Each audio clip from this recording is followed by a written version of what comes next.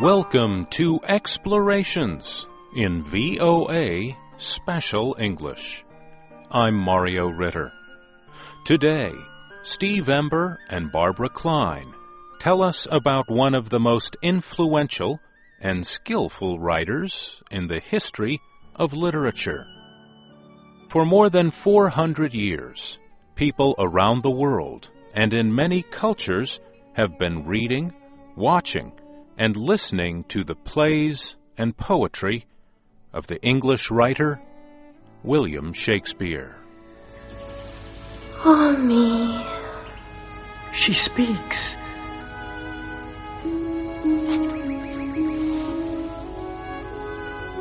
Oh, speak again, bright angel. Oh, Romeo, Romeo. Wherefore art thou, Romeo? Deny thy father, and refuse thy name. Or if thou wilt not, be but sworn my love, and I'll no longer be a Capulet. You just heard part of a famous scene from a movie version of Romeo and Juliet.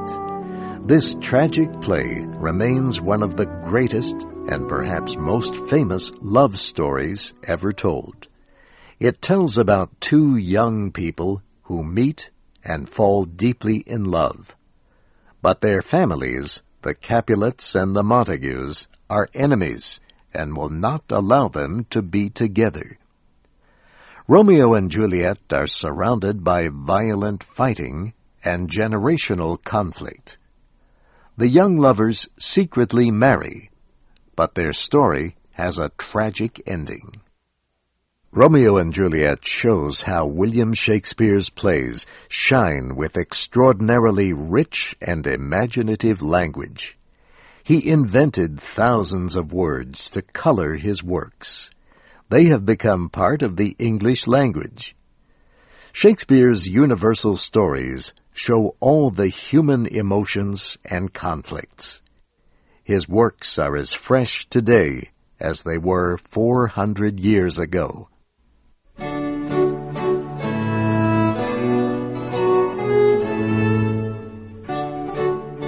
William Shakespeare was born in 1564 in the town of Stratford-upon-Avon.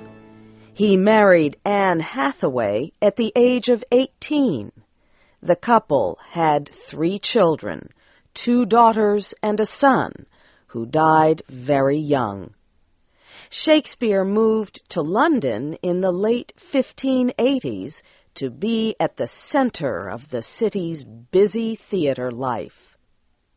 Most people think of Shakespeare as a writer, but he was also a theater producer, a part owner of an acting company, and an actor. For most of his career, he was a producer and main writer for an acting company called The King's Men. In 1599, Shakespeare's company was successful enough to build its own theater called the Globe. Public theaters during this time were usually 3 floor levels high and were built around a stage area where the actors performed. The Globe could hold as many as 3,000 people. People from all levels of society would attend performances. The poorer people could buy tickets for a small amount of money to stand near the stage. Wealthier people could buy more costly tickets to sit in other areas. Often it was not very important if wealthy people could see the stage well. It was more important that they be in a seat where everyone could see them. It was difficult to light large indoor spaces during this time. The Globe was an outdoor theater with no roof on top, so that sunlight could stream in. Because of the open-air stage, actors had to shout very loudly and make big motions to be heard and seen by all. This acting style is quite different from play acting today. It might also surprise you that all actors during this period were men. Young boys in women's clothing played the roles of female characters.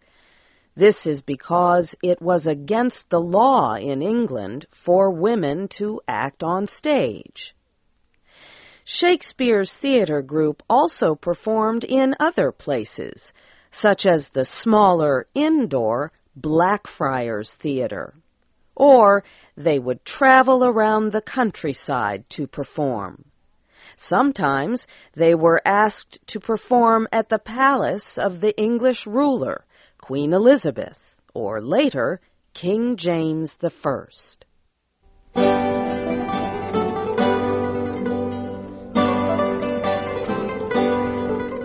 Shakespeare is best known for the 39 plays that he wrote, although only 38 exist today.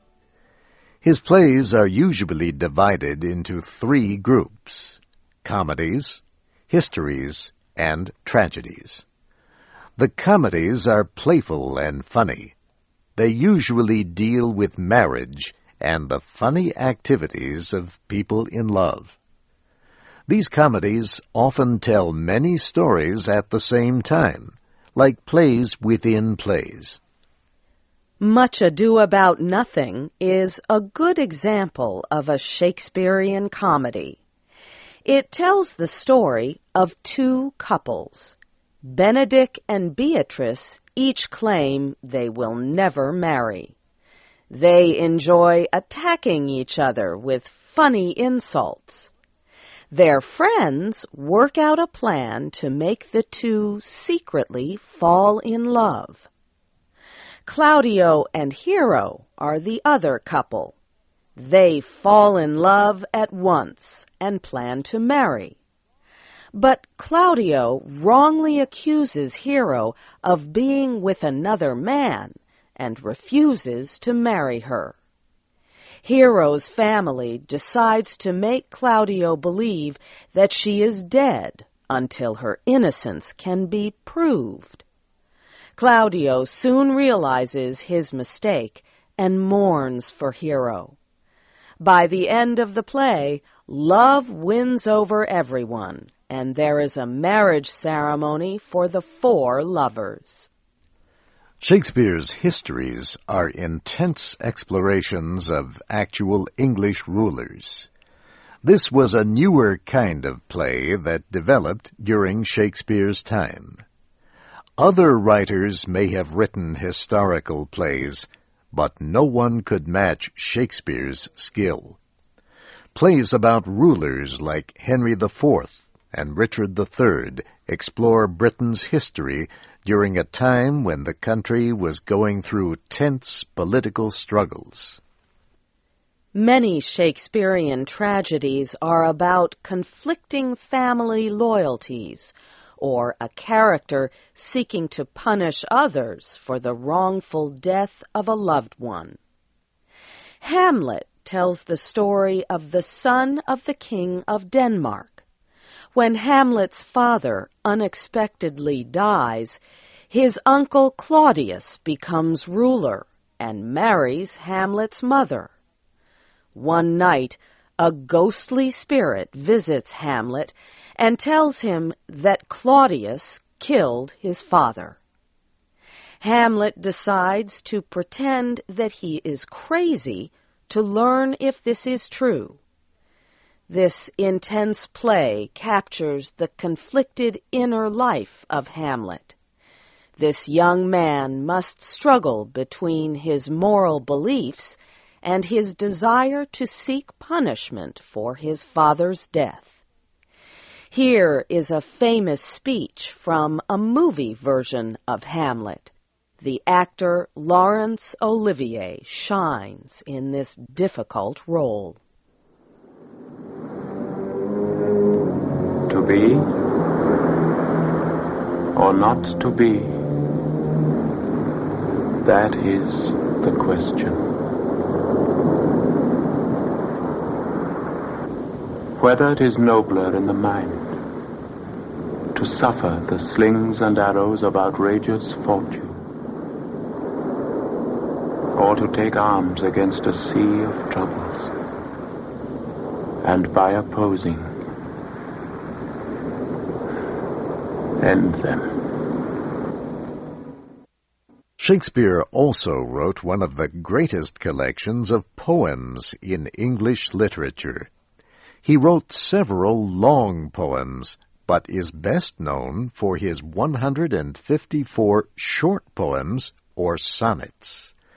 The English sonnet has a very exact structure. It must have 14 lines, with 3 groups of 4 lines that set up the subject or problem of the poem. The sonnet is resolved in the last 2 lines of the poem.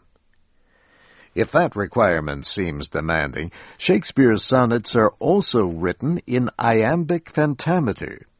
This is a kind of structure in which each line has 10 syllables or beats, with a stress on every second beat. Even with these restrictive rules, the sonnets seem effortless. They have the most creative language and imaginative comparisons of any other poems. Most of the sonnets are love poems.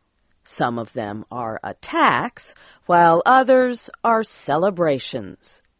The sonnets express everything from pain and death to desire, wisdom, and happiness. Here is one of Shakespeare's most famous poems. Sonnet 18 tells the story about the lasting nature of poetry. The speaker describes how the person he loves will remain forever young and beautiful in the lines of this poem.